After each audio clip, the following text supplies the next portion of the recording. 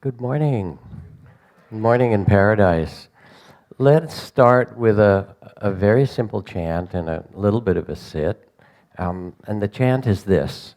In the Buddhist tradition, there's a text called The Heart of Perfect Wisdom that is, the big version is 80,000 verses, and then it's summed up in 8,000 verses and in 880, but it's also summed up in one syllable, which saves a lot of study on your part.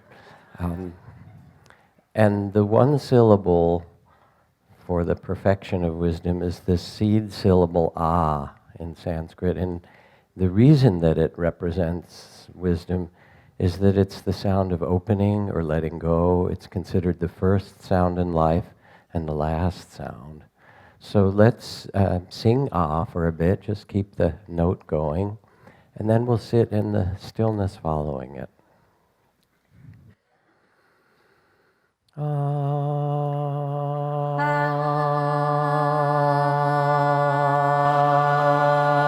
Add harmony.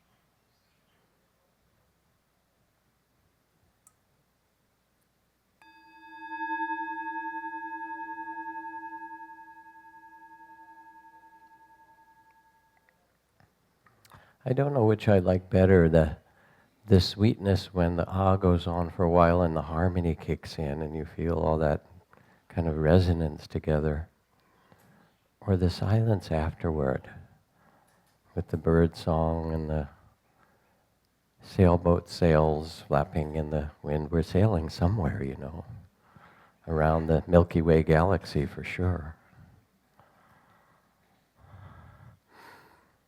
So this morning, just trying to feel into what might be important in this work of trust that we're doing together.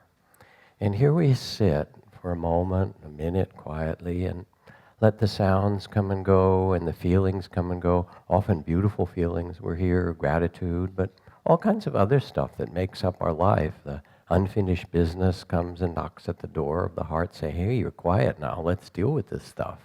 It does. Things in the body. And the openness that we invite includes it all. Alexander Solzhenitsyn writes, it were so simple, if only there were evil people somewhere committing evil deeds, and it were necessary only to separate them from the rest of us and destroy them. But the line dividing good and evil cuts through every human heart. And who among us is willing to destroy a piece of our own heart? So when you open, you remember, you can touch into the reality that you are consciousness. You're not the body. Consciousness was born into this body and will leave the body at some point, like Avis, you rent it for a while, but you don't get to keep it. And that consciousness contains it all. It's what you are. There's a beautiful song, if I could sing. Oh, Krishnadas, thank you. He does it for us, for me anyway, by Mike Scott, called Bring 'Em All In. And the verse, the chorus of it is bring 'em all in, bring 'em all in, bring 'em all into my heart. And then here are some of the verses. Bring the little fishies, bring the sharks, Bring him from the brightness, bring him from the dark. Bring him out of purdah, bring him out of store. Bring him out of hiding, lay them at my door. Bring the unforgiven, bring the unredeemed. Bring the lost and nameless. Let them all be seen. Bring them all in, bring them all into my heart. And it's one of my new favorite kirtan kind of spiritual songs, because it invites somehow us to remember that it's us, that those are parts of ourselves in the greatest sense, and also in the limited sense of the kind of weird person that you are, unlike all the rest of us, right? And then the question is, with the world in the difficulties that we see, politically, socially, the kind of racism and injustice and climate disruption and all of these things, it's very clear that no amount of science and technology is going to fix it. You know, nanotechnology and computers and biotechnology and space technology, it's not going to stop warfare and stop racism, stop environmental destruction. The only thing that's going to make a difference is a change of heart and a change of consciousness in humanity. We are, as the chairman of the Joint Chiefs of Staff said, a nation of nuclear giants and ethical infants. And it's maybe time to get at least to kindergarten or something like that. Sitting with blocks, use your words, please. You know, go up the chain of command a ways with that one. But how can we trust then in this world which has its tears and its sorrows? And tomorrow I want to talk more about healing and service and things like that, but I'm going to start with forgiveness today. Because without forgiveness, whether it's the Hutus and the Tutsis in Rwanda, or the Northern Irish Protestants and Catholics, or the Bosnians and Serbs and Croats, or the Palestinians and Israelis, they say, your people marched, you know, through our neighborhood in Ireland and 400 years ago, we'll never forget that, and your people did this to my people and we'll never forget. And you're chained to the past. How do you trust when people have caused you harm, when you have suffered, when they've suffered? But at some point, somebody has to say, it stops with me. I will not continue this. And I remember doing some peace work in Palestine and Israel, and on the back side of that huge 25-foot concrete wall that divides Palestine and Israel in parts anyway, and that unfortunately cuts through olive groves of the Palestinians and all kinds of beautiful land that had belonged to farmers and people there. There's graffiti, cool graffiti. There's a big graffiti of an olive grove that says, you may have cut us down, but we still see all the trees and we will never forget. And my favorite is an image that I just have a photo of a peace dove. You can't really see it back there probably, but it's probably 20 feet high, with an olive branch in its mouth, and it's wearing a flak jacket, a bulletproof vest, as if to say, okay, you know, a little trouble over here, but I'm coming, you know, no matter what, I'm on the way. So how do we trust?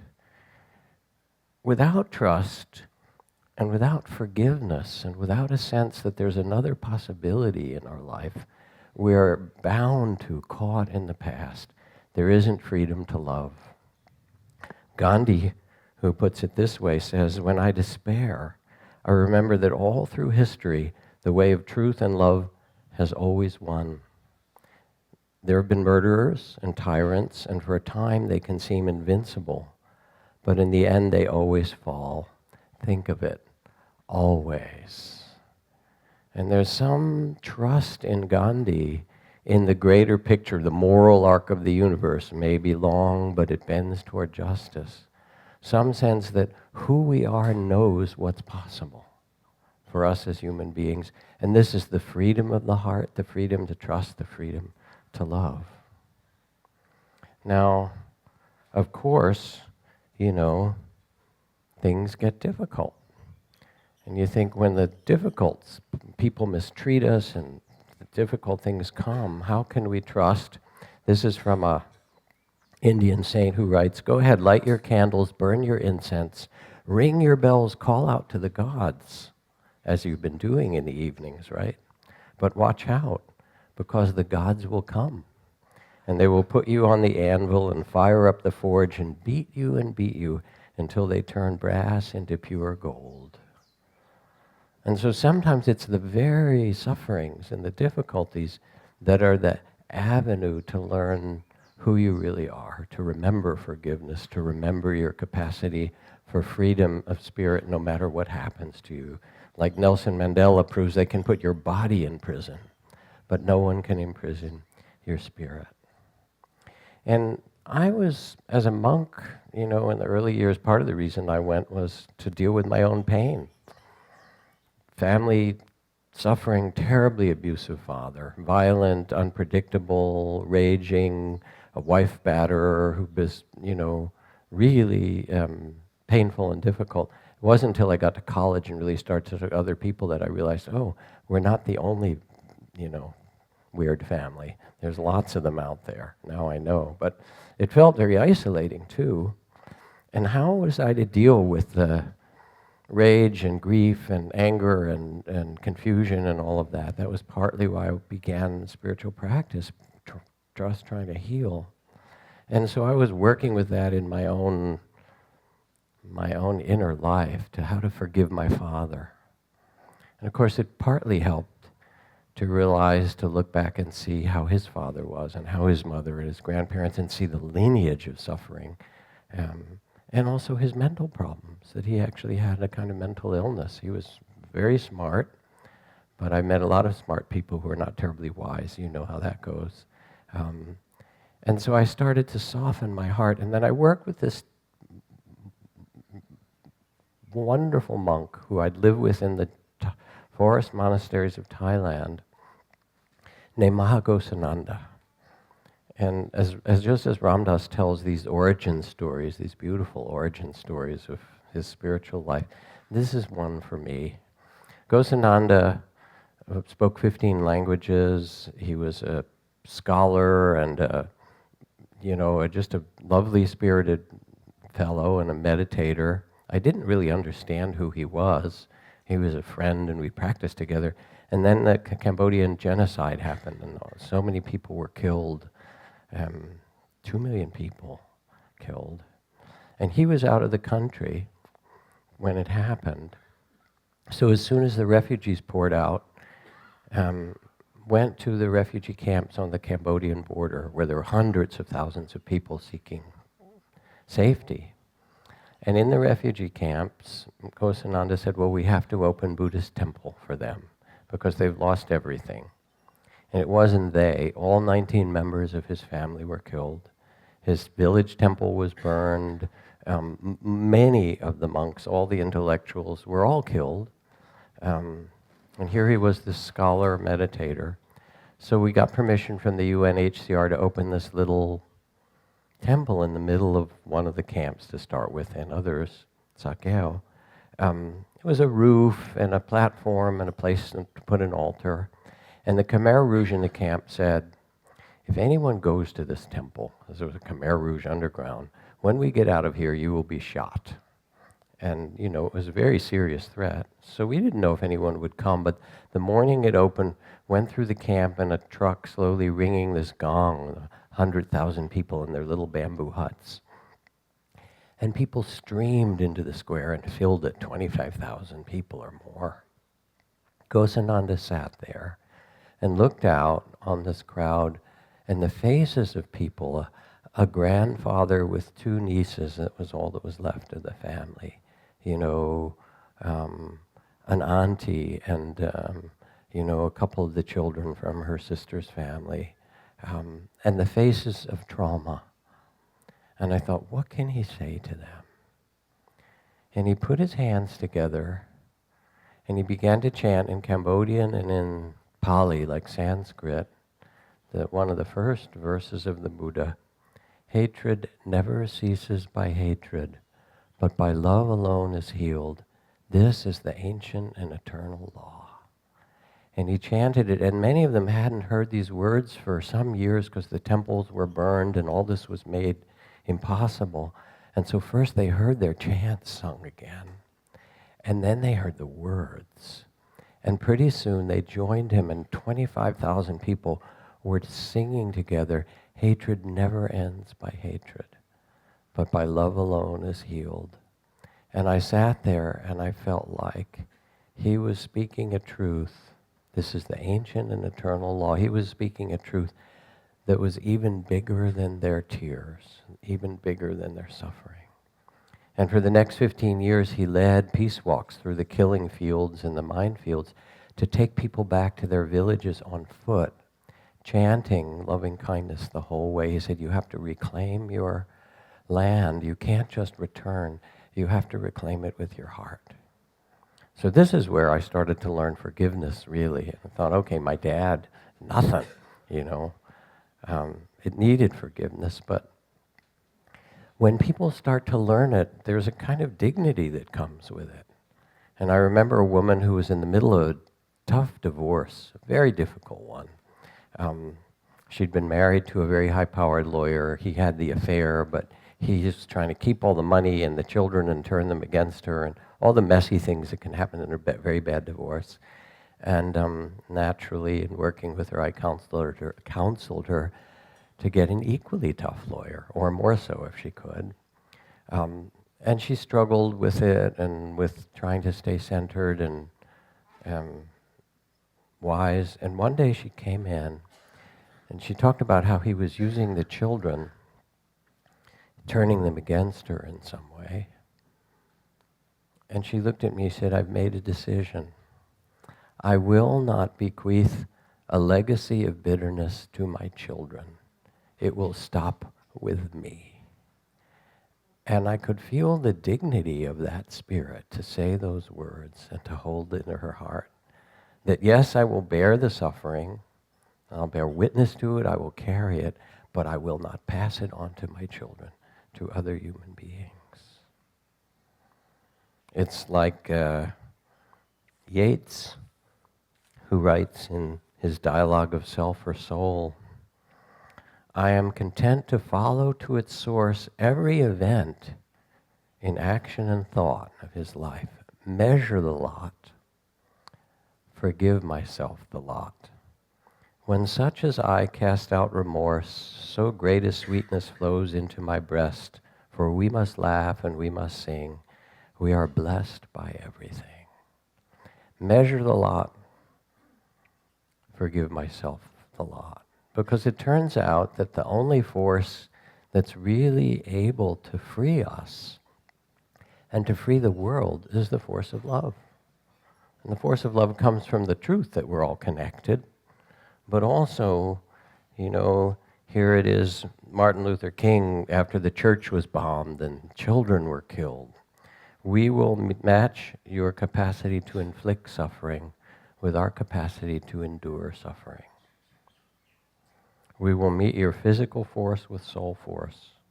We will not hate you, but we cannot in all good conscience obey your unjust laws, and we will soon wear you down by our capacity to suffer. And in winning our freedom, we will so appeal to your heart and conscience that we will win your freedom as well. So what is forgiveness? It's really important to understand before we do this forgiveness practice that we'll do. The first is it doesn't mean that we condone what happened. It's not saying forgive and forget. In fact, it's quite the opposite.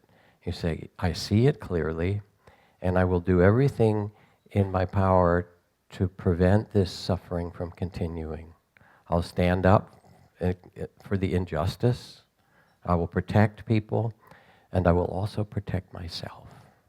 I won't let this happen to others, and I won't let it happen to me. And I think of a man, Arturo, who I worked with, who came, whose family had a big construction business, and when his father died, the siblings, his brothers, kind of were fighting over the inheritance and trying to take a lot of his money. And he said, how can I trust them? sat with it for a while. I said, well, what can you trust? He said, well, I can trust that they'll be themselves, which includes trying to take my money.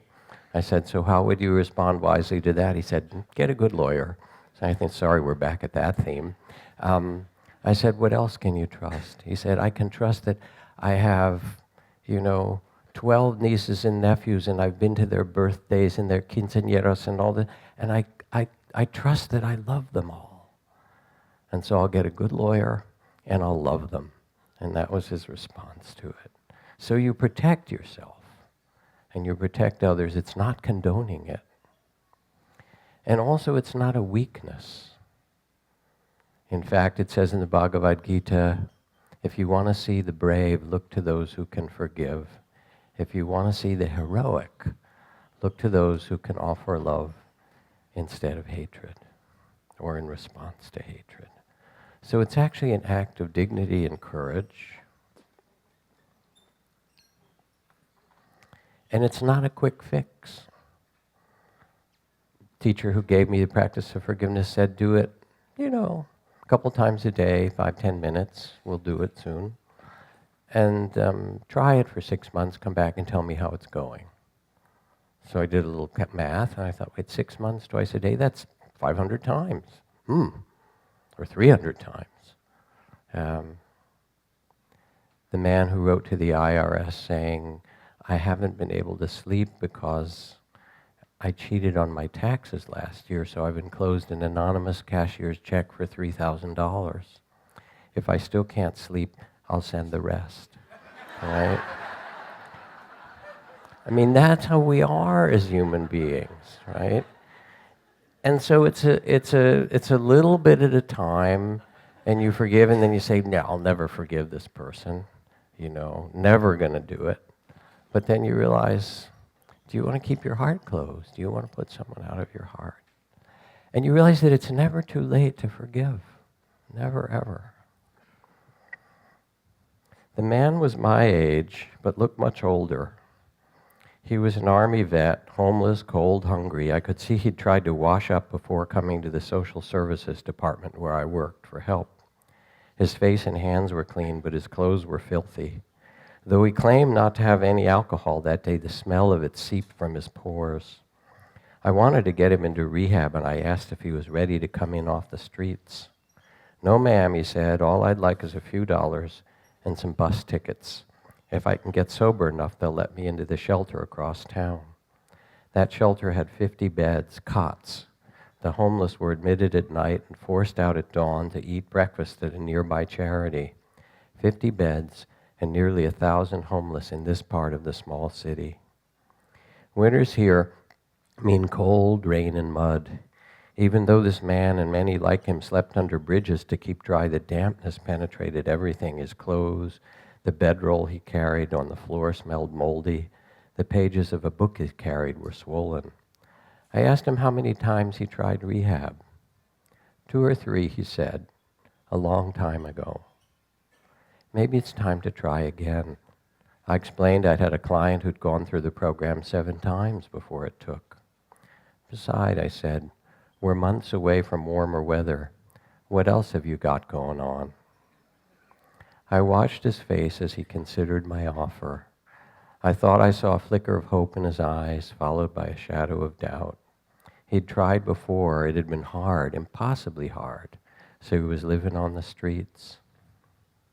Finally, he lifted his head and looked at me. I reached for the phone. Shall I asked.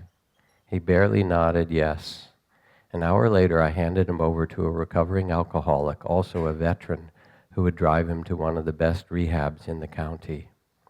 Come visit me when you graduate, I said as they left. I barely recognized the man when he came into my office 6 months later, so tall and handsome, smelling like the outdoors, holding a huge bouquet of flowers. It's never too late. It's never too late to start over. It's never too late to forgive. And mostly, it's not for others. They have their own karma to work out. It's like the 2 ex-prisoners of war who talk to each other, been through all the terrors of the prison camp, and So forth. 20 years later, have you forgiven your captors? One says, no, never, responds the other. Well, then they still have you in prison, don't they? It's really for ourselves to not put another out of our heart. Or as someone says, to give up all hope for a better past, right? It was what it was. And a big part of the art of forgiveness is forgiving you-know-who. Moi, as Miss Piggy would say. Yeah, this one. So much shame, so much self-judgment, so much how I'm supposed to be, how I was supposed to perform, who I'm supposed to be. An epidemic of self-judgment and self-hatred. And Trudy and I were just teaching in China and teaching before in Singapore and working with some people from Korea. There is an epidemic of suicide among young people. Korea, Singapore, some in China. One child pushed the level of ambition. Oh, you didn't do well on the test, your life is over, our whole family is destroyed. All the kind of fantasies that are placed on these poor kids. But fantasies have been placed on you too. And you internalize them, how you're supposed to be, who you're supposed to be. So this from dear friend Frank Ostaseski.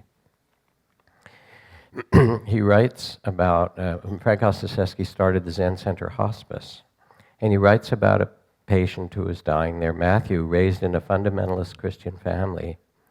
The commandments of a punishing God had literally been beaten into him by his fire and brimstone preacher father. Now, believing he was close to death, he felt certain God would condemn him for eternity in hell due to his sexual orientation. I tried to support Matthew, orienting him to mindfulness and compassion practices that he'd studied in Buddhism. We created an altar at his bedside, put a Buddha there and a tanka. When that failed to calm him, I held his hand, massaged his feet, played his favorite chants. Still no change. Finally, the doctor ordered a sedative. Even that didn't work. Matthew was spinning in a world of confusion, shame, and dread of hell for who he was. By 2 a.m, I was exhausted and went home to sleep, and on the drive there, I thought of my first Holy Communion as a Catholic that ushers young innocents into the loving lap of God. I got home and searched through my closet, and there I located in my memento box a 5-inch plastic figure of Jesus surrounded by lambs and little children. Instead of going to bed, I drove back over to the hospital, and as Matthew continued to moan and shout and toss in agony, I took down the tanka, put away the Buddha, and replaced it with this small plastic statue of Jesus.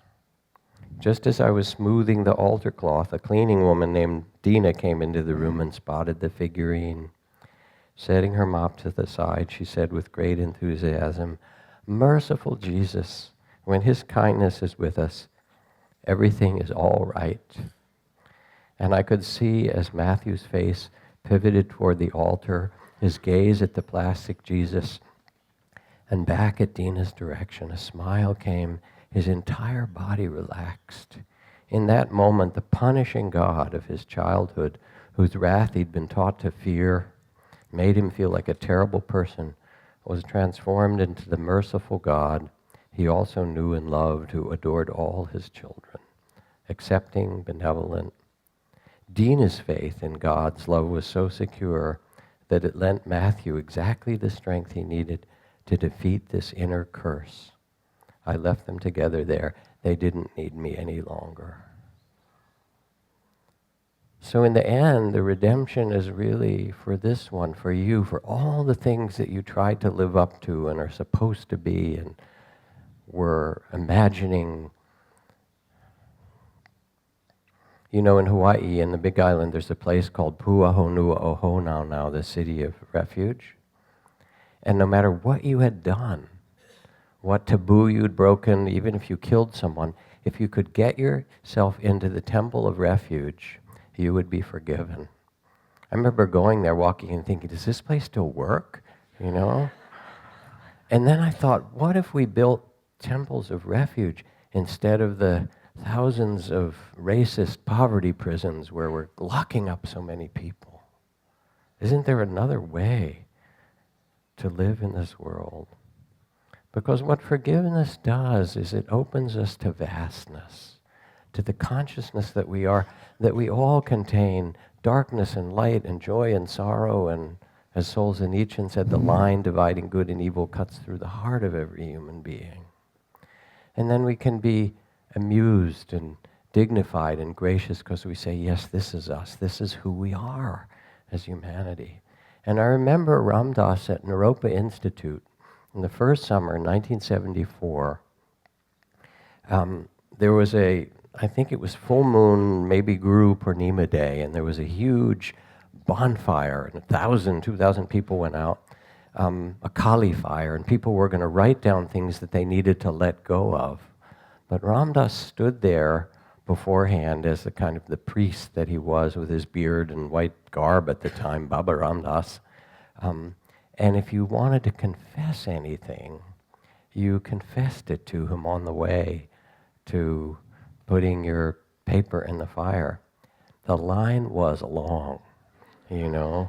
It was a long, long line, and he just stood there being the space of love that said yes and, yes and, yes and, until people could feel that love from his eyes and, okay, now I release this and let this go. Bring them all into the heart and transform them with your forgiveness.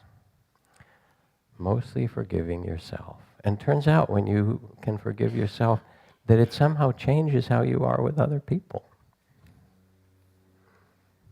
Thank you, Jack.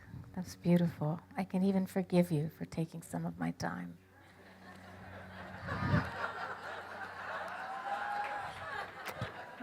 Thank you, It was dear. that beautiful. Yeah. It was. Okay. I freely offer it back to you, dear. Thank you for your forgiveness.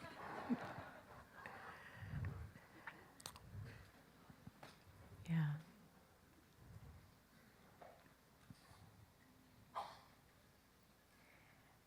So I want to tell you some stories about trust and experience. And now that we've all forgiven ourselves and our hearts are open and clean and clear, and we can just, trust our experience. And I'll start with a really happy experience. And this is a story about my grandson, because the kids, Jack and I, have been enjoying so much the presence of the children here.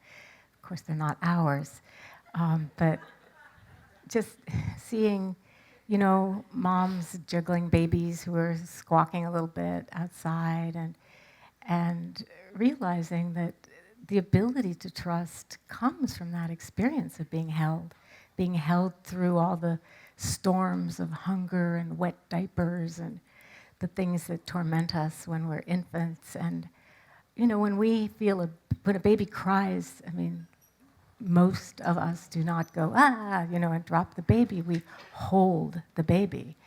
And that impulse to hold the baby, our experience as the baby of being held, pretty much no matter what comes later, that is our first experience of trust in our capacity to be and to be with experience through the parents lending us that holding and stability that we can then learn, even though it may take us our whole lives, to offer to ourselves. So this is a story about my grandson, who is about twice this age now. He's had his bar mitzvah, he's got hairy legs, but this is when he was still in his car seat. And I had picked him up at school, but he was in a shorter day than his sister, his older sister. And so we would wait for her to come out of her class and sometimes go to the playground. And on this day, but I always brought him chocolate milk. And on this day, he didn't want to go outside because he had this Starbucks, no, that's the wrong, Star Wars, uh, wrong star. He had this Star Wars cookbook that he had been waiting for from the library at school. I guess he'd been waiting for weeks, and he was so excited. And it was just all desserts, the whole cookbook. And, Star Wars, I don't know, brownies. And he was leafing through it. He didn't have to be strapped in because we weren't going anywhere. We were just sitting in the parking lot. And he was leaned back in his car seat. And he had his cookbook in one hand and his chocolate milk and a cookie in his lap. And he just leaned back and he said, "Nini," which is what they call me, "Nini, this is paradise." And I've reminded him of that now that he wants, $150 sneakers. But actually, those are cheap. But he's a sneakerhead. But that ability to just relax into experience and to find the goodness in it. And that was an easy moment for him because there was so much goodness in it. The cookie, the chocolate milk, the Star Wars cookbook, our being together, that was a good one. But for us, we can make that kind of relationship with our experience in any moment. Taking a shower, brushing our teeth, just finding the little bits of happiness in it. And for me, in this situation, it's actually gotten easier because I'm kind of on the lookout for little moments of pleasure, actually, that are not painful moments. And that's different from rejecting the painful ones and only one, but just enjoying them, savoring them when they happen. It's really all we need to enter the kingdom of heaven, each one of us. And what is this called? Opening our hearts in paradise. That appreciation and friendship with the present moment. And being able to trust that whatever the contents of that moment, this is it. This is our life. This is the truth of what's happening, the truth happening moment. My Zen teacher, Koben, who was a Japanese Soto Zen monk, he would teach us all the time, but he was very ordinary, and we were always doing ordinary things before and after retreats together. And one time he was teaching a sesshin, a 7-day intensive retreat up in Northern California, and I was actually babysitting for my friend Jonelle's children, who the oldest of 3 was 5 years old. And this was, her first retreat in at least 6 years or 7. And so because I wasn't really in the Zendo with everybody, I was doing a different kind of practice. Koben gave me some special time, and I remember we walked down to the creek for me to have a meditation meeting. And we spent the time talking about his family and my family and how everybody was. And then at the end of our meeting, we've been sitting by a dry creek bed on some rocks. It was kind of sandy, and he stood up and he was brushing off his robes, and he just said, "Well, this is it." And just for a moment, I caught it. Yeah, this is it. This is the end of our meeting. But no, also, this is it. This moment of just connecting, sharing, being together, standing up, brushing off, getting ready to walk back up the hill to the Zendo. This is it.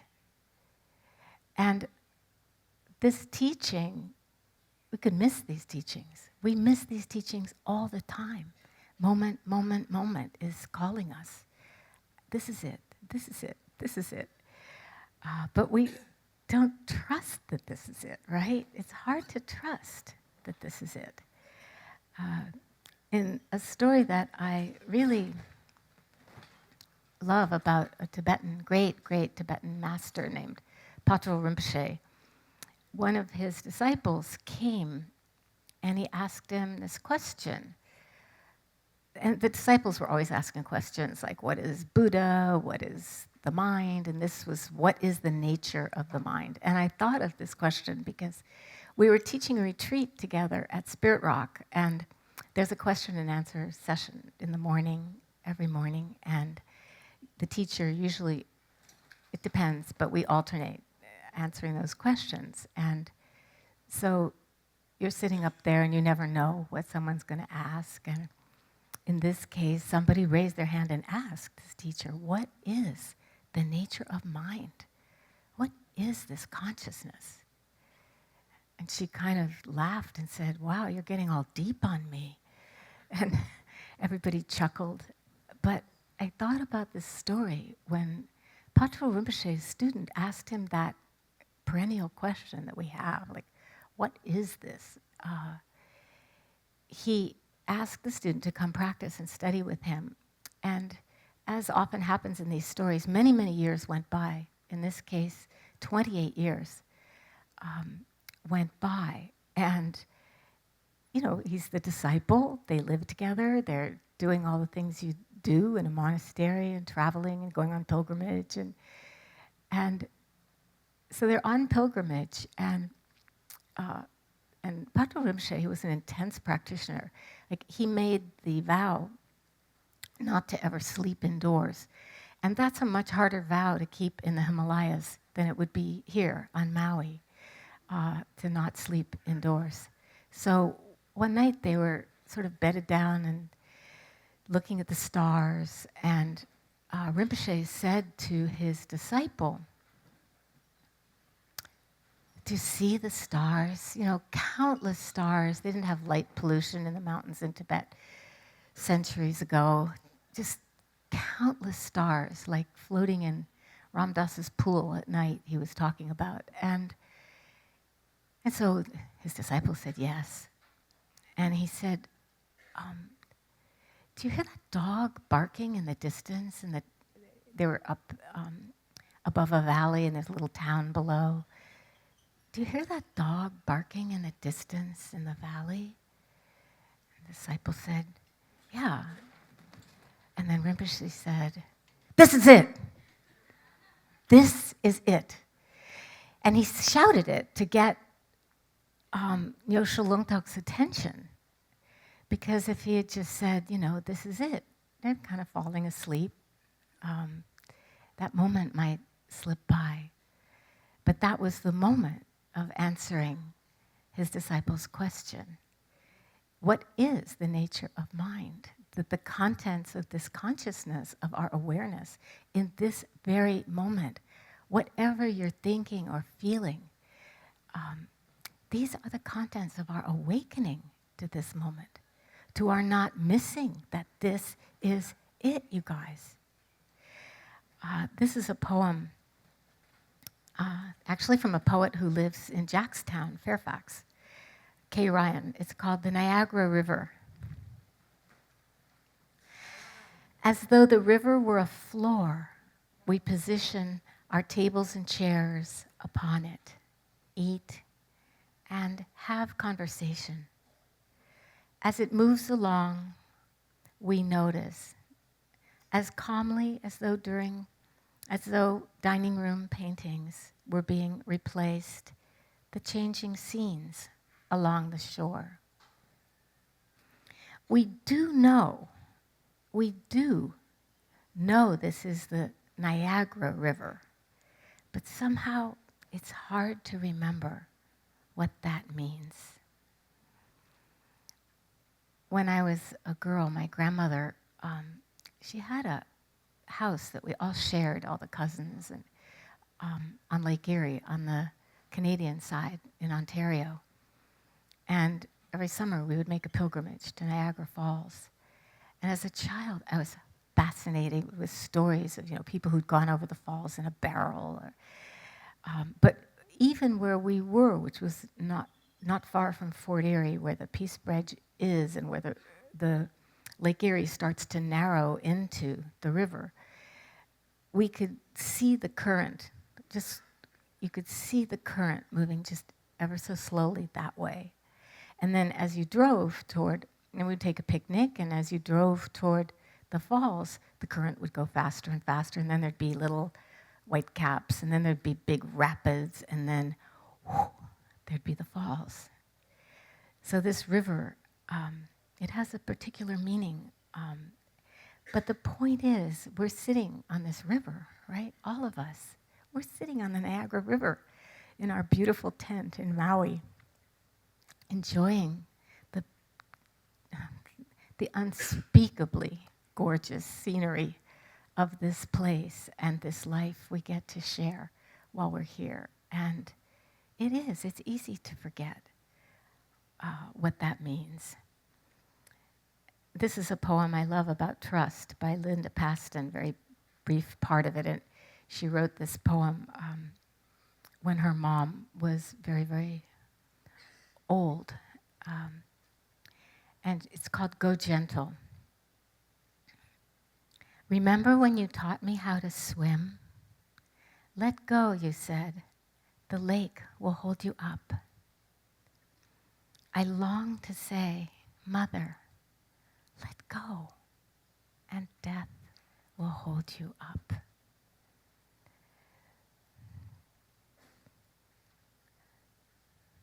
I don't know who was teaching yesterday. Our teachings and voices kind of merge about that it's hard that we don't need to be afraid of death. And it's hard to trust that and to surrender our resistance to that. But I think the essence of both of awakening and certainly the essence of enjoying and appreciating our life is this ability to surrender and to trust in the goodness of it, trust that we belong in the goodness of it, that it's not some accident that we find ourselves here, we belong in this. And I've even been practicing trusting pain. After all, pain, right? It's supposed to tell us that pay attention to our bodies and take care. And sometimes it's too much. I have to lie on ice or take ibuprofen or things like that, which is fine.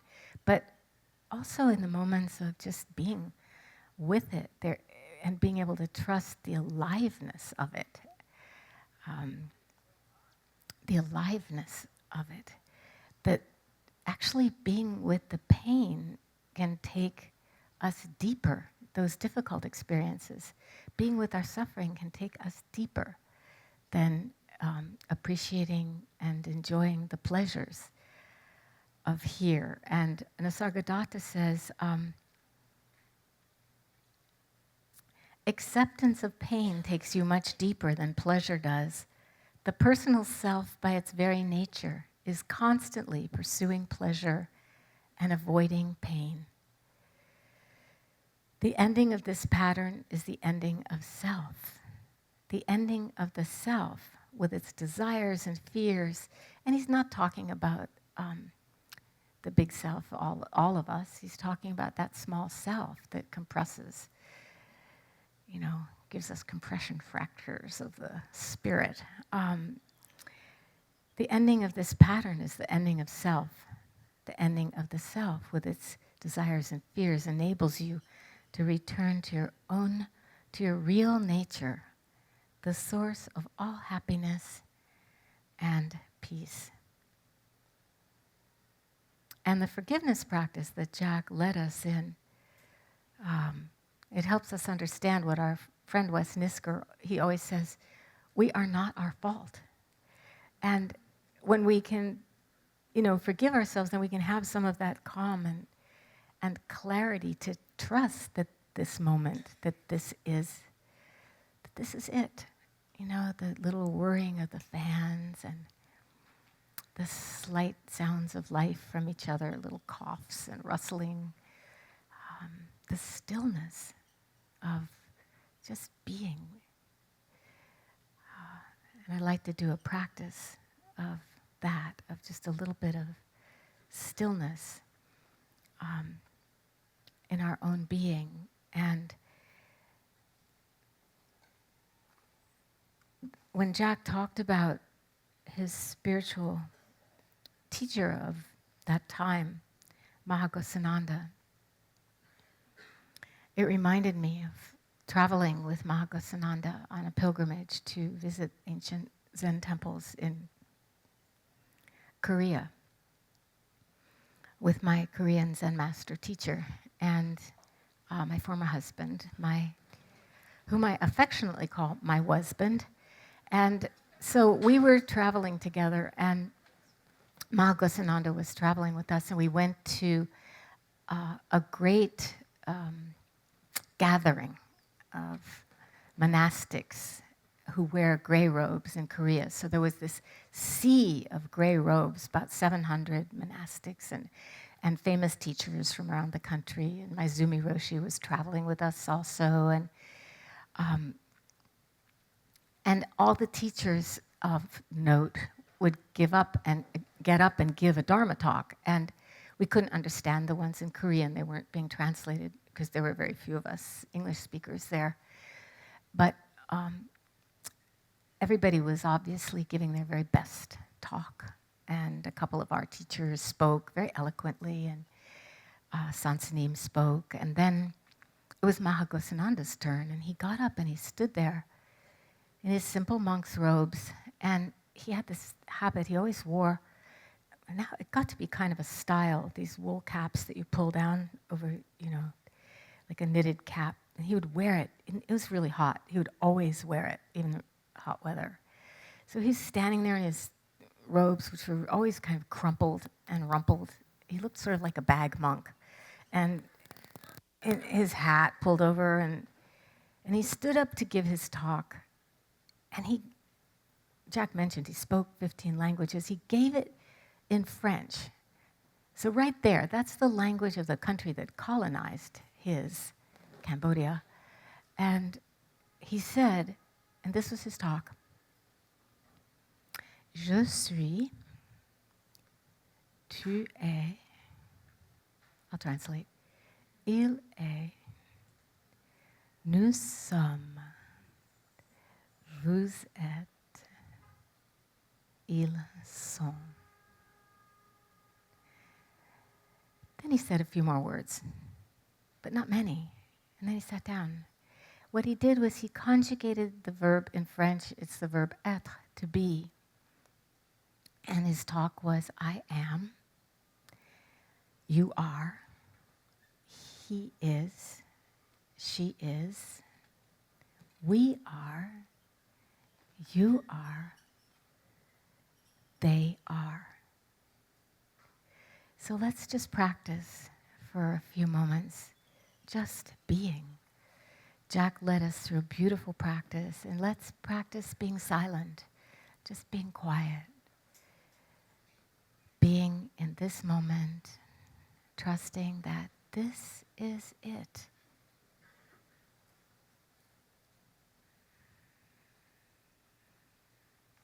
Life in the form of you. Life in the form of this tent flapping.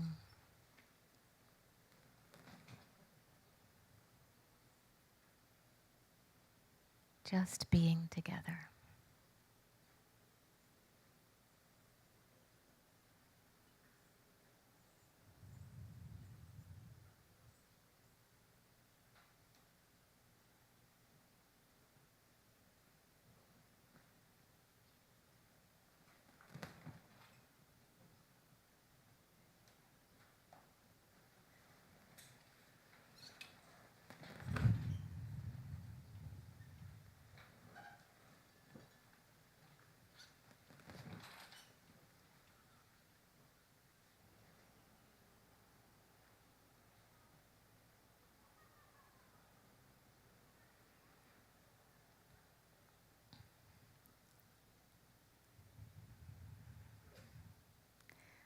Ding. That was the bell. That was the bell. That was wonderful. Thank you. I could just do this for an hour, but our time together is coming to a close, in terms of trusting our hearts and trusting experience, I always love this quote by Albert Camus, who said, in the midst of winter, in the midst of winter, I found an invincible summer. In the steadiness and trust in our own hearts, we can transform the moments. I want to read you a poem by a poet named Julie Price Pinkerton, and she said that she was always, that the certainty of anticipated loss always haunted her. And here's what she did with it, and it really dovetails with this teaching about finding in any moment, something to appreciate and trust. And she says the whole first half of this poem is pretty much word for word the conversation she had with the guy at Jiffy Lube. Because that's one of our practices, right? We fill the car with gas, it's empty, we take the car to tires, lube, oil. The poem is called Why I Opted for the More Expensive Oil at Jiffy Lube. This one is better for a car as old as yours, he says. It won't glob up, he says. And spring is almost here, so of course you need a thicker oil. And I say, so with this good oil, my car will run better, and it'll be washed and waxed every time I get in it? Yes, he says, and you'll never have to put another drop of gas in it. And when I start the car, a big bag of money will appear in the back seat. Yes, he says, and cash will shoot out your exhaust pipe. And people will be really glad when they see you coming. And will I look rested, like I've gotten plenty of sleep every night? That goes without saying, he says. And when I roll over in bed and look at the man who says he loves me, will I finally believe he loves me? Yes, he says, you won't be able to believe anything else. Your heart will soak up the goodness, and you'll smile and beam and sigh like a pig in mud. And what about my parents, I ask?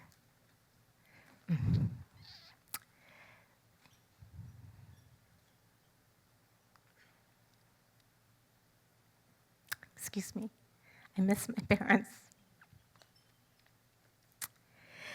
Will this oil keep them from dying? They're very old. Let's call them and tell them the happy news, he said.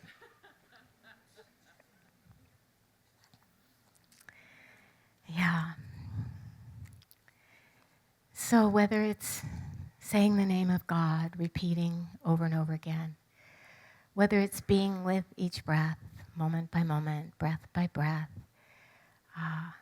whatever our daily practice is, just to trust in the goodness of keeping on doing it.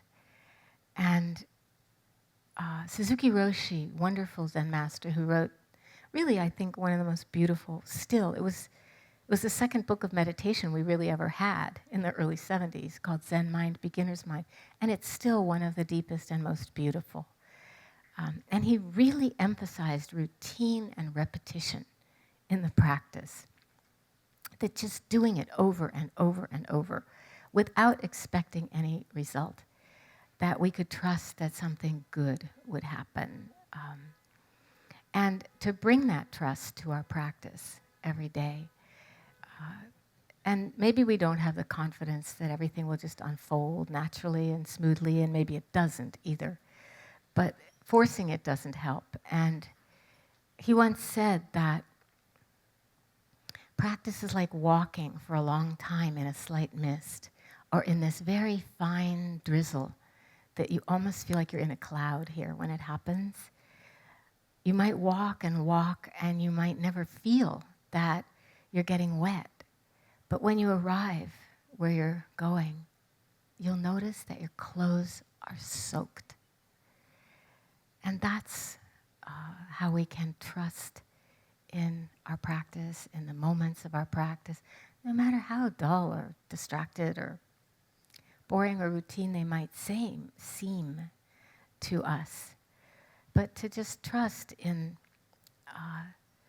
as Layman Pang, great Zen teacher, said, my daily activities are not unusual. I'm just naturally in harmony with them. Grasping nothing, discarding nothing in every place. There's no conflict. My supernatural power and marvelous activity is drawing water and carrying firewood. So our supernatural power and marvelous activity will be to stand up and walk off the stage and make room for the next wonderful teachers to appear. So thank you, everybody.